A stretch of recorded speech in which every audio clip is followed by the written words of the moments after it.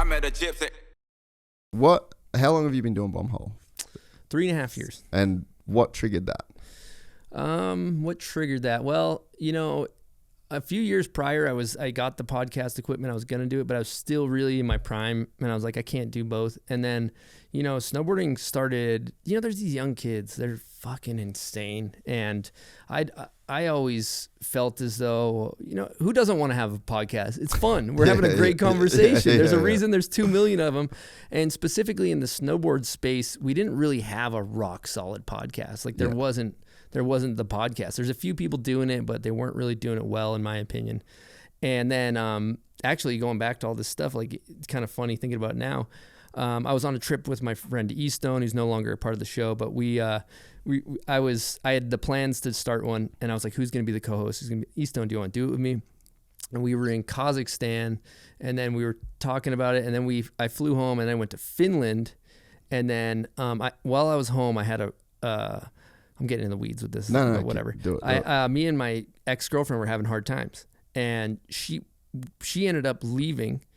She's like, I'm breaking up with you. I fly to Finland, COVID hits. So it was really interesting. Like she moved all of her stuff out of my house. And then I flew back from Finland. It was crazy when COVID hit in Finland. It was like, everybody's got to leave the country. Like we changed our tickets at like 2 a.m.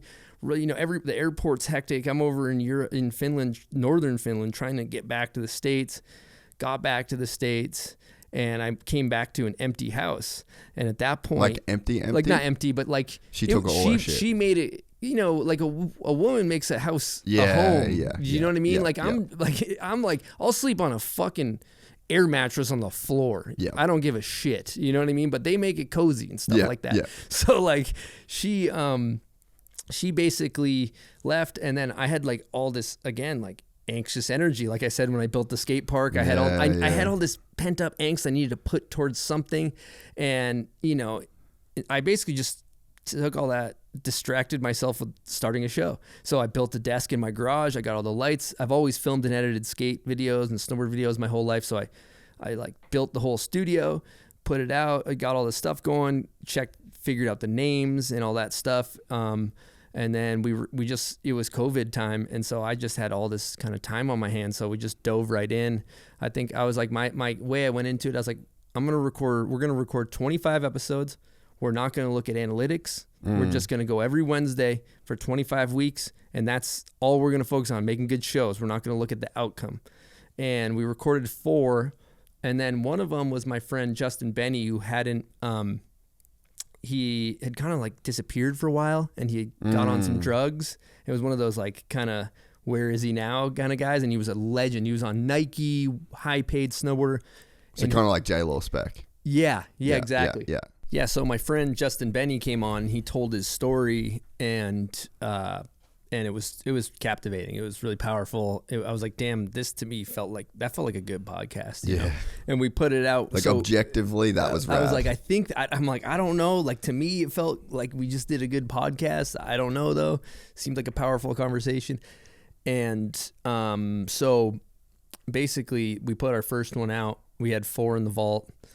And I remember like it went crazy, man. Like it was, I mean, not crazy, but crazy for our expectations. Yeah. Like 10,000 views, 10,000 listens first episode, which I was just like, oh shit. And more people were hitting me up about this than like even videos that I had, some of my best video parts. And it felt like we were kind of filling a void. And so it was kind of cool. Like we just hit the ground running and just didn't stop really. So it's been super fun, as you know. And then right at the COVID time too, like the content was just crazy at that point in time, Yeah, absolutely. And we had a captive audience, and I think there's a number of things that we had kind of intention with on that. Like, one was like, if you listen to all of our episodes, we don't fucking talk about COVID the entire time. We don't talk about like any of like, in my opinion, it was so polarized by 2 different opinions of, sides, right? And it just made people it brought the worst out. It brought the worst out in people, right? Yeah. So I was like, intentionally, like, let's just take a break from all the bullshit and talk about what we love.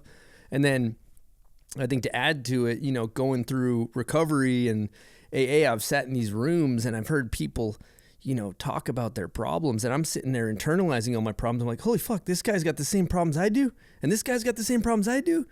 And I'm like, oh, we all got the same fucking problems, like, or whatever. So I was like kind of in this space where I felt as though, taking that approach where people are real and honest and talking about shit they went through. And so I think I was good. And Ethan, my ex-partner, was like, he's so fucking funny. We had a blast. So yeah, it was cool.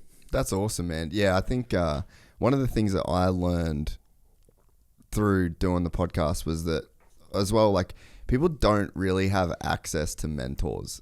It's like the average person, like you're talking about like I don't even really know how you'd say it. Maybe just leave it. The average person. They don't, like, you fucking Ken Block, like all the big names that you know and have access to, you're like on a level with those people, like a very human level. There's like very mutual respect. And when people talk in that way, that is something that not a lot of people have access to. Like for me to have a 3-hour conversation with you, a 3-hour conversation with Travis Pastrana, like you're someone's fucking hero.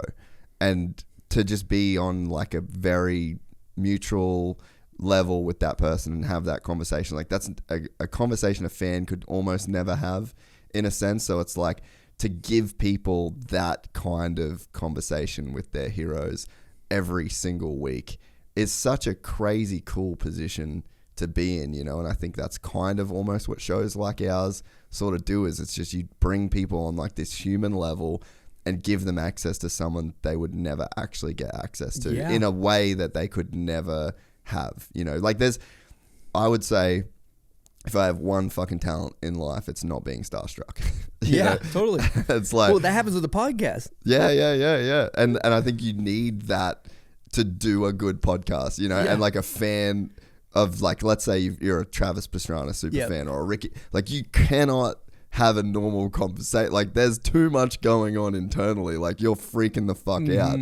So it's like you actually, even if you got 3 hours, you couldn't have that conversation. So I think that was like one of the things I saw pretty early on, where I was like, oh, I could do this. Like I could just have that normal conversation and give people this access that they just don't have otherwise.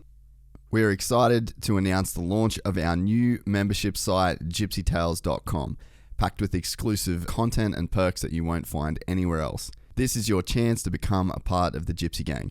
And as a special bonus, if you sign up to an annual membership, you'll be entered into the draw to win our custom-built TC125. Gypsy Gang.